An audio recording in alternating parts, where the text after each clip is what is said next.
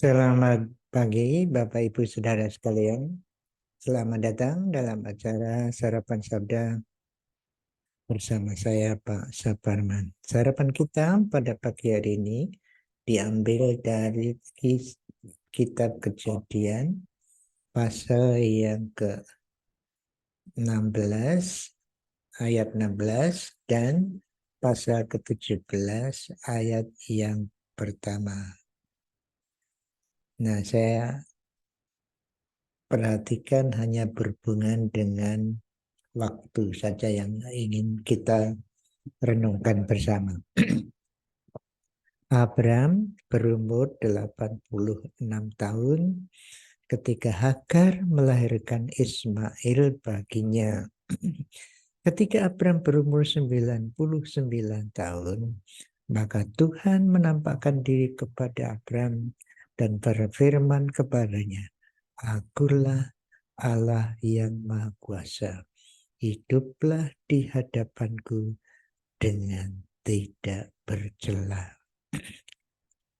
Bapak Ibu Saudara sekalian, kalau kita lihat pasal 16 ayat 16, Abraham ditulis umurnya 86 tahun.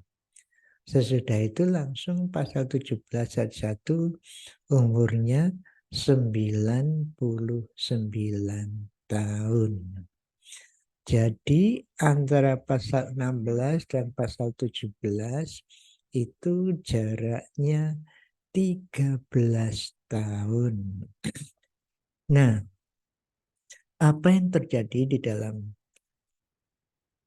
waktu 13 tahun itu tidak diceritakan oleh Musa penulisnya. Mengapa demikian? Kita tidak tahu. Tetapi perintah Tuhan pada ayat 1 itu jelas sekali. Akulah Allah yang Maha Kuasa, bisa membuat apa saja. Hiduplah di hadapanku dengan tidak bercela. Karena saya adalah Tuhan yang Maha Kuasa yang bisa berbuat apa saja yang ajaib, yang mungkin tidak bisa dibuat oleh manusia, saya berkuasa. Karena itu hiduplah di hadapanku dengan tidak bercela. Rupanya dalam ayat 16 sampai 17 ini di antara 13 tahun itu ada pelajaran yang berat bagi Abraham dan bagi Sarai dan juga bagi Hagar mungkin di situ. Tapi yang jelas bagi Abraham ada pelajaran yang berharga.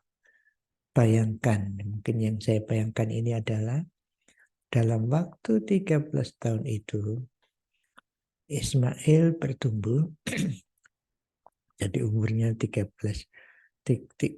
sampai 13 tahun itu, jadi Ismail bertumbuh bisa bermain-main dengan Ismail, dan kalau memanggil namanya Ismail. Artinya apa itu? Tuhan memperhatikan secara khusus yang ditulis dalam pasal 16 itu. Tuhan memperhatikan penindasan Hagar. Bayangkan Bapak Ibu Saudara, setiap kali dia memanggil Ismail, dia diingatkan Tuhan memperhatikan Hagar yang ditindas. Bukankah ini suatu pelajaran yang keras buat Abraham dan terutama bukan buat Sarai juga, tetapi juga ada positif. Artinya di sini Tuhan memperhatikan juga bisa diterjemahkan Tuhan mendengar. Jadi setiap dia kali memanggil anaknya Ismail ada dua pelajaran. Yang negatif, Tuhan memperhatikan orang yang kamu tindas. Tapi yang kedua, Tuhan mendengar. Abraham telah mendengar suara istrinya sehingga terjadilah percekcokan.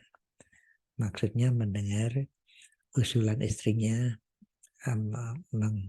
menikahi Hagar. Akibatnya ada ya masalah keluarga. Tapi sekarang Tuhan berfirman, Aku Allah yang Maha Kuasa, hiduplah di hadapanku dengan tidak bercela. Kamu sekarang hiduplah dengan tidak bercela, kemudian lihatlah yang akan saya lakukan, karena saya berkuasa. Dan janjiku kepadamu yang mengatakan bahwa Abraham akan punya anak, saya ini Maha Kuasa. Tetapi hiduplah dengan tidak bercela dulu. Nanti lihatlah kemahakuasaan saya. Seolah-olah Tuhan berkata begitu. Mari saudaraku yang dikasih Tuhan, kita hidup dengan berusaha tidak bercela di hadapan Tuhan, hidup berkenan kepada Tuhan. Dan Tuhan yang Maha Kuasa akan menunjukkan kuasanya yang ajaib di dalam hidup Bapak Ibu Saudara dan saya. Mari kita berdoa. Tuhan, terima kasih Engkau mengingatkan kepada kami supaya kami hidup melakukan tindakan kami sehari-hari berkenan di hati-Mu dengan tidak bercela menuruti firman-Mu. Ya Allah Roh Kudus, tolong kami supaya kami bisa menaati firman-Mu dalam kehidupan kami sehari-hari. Dan biarlah kami juga melihat, mengalami kemahakuasaan Tuhan di dalam hidup kami. Terima kasih Tuhan, terima kasih. Dalam nama Tuhan Yesus. Amin. Selamat beraktivitas Bapak Ibu Saudara sekalian. Tuhan Yesus memberkati Bapak Ibu Saudara dan saya. Amin.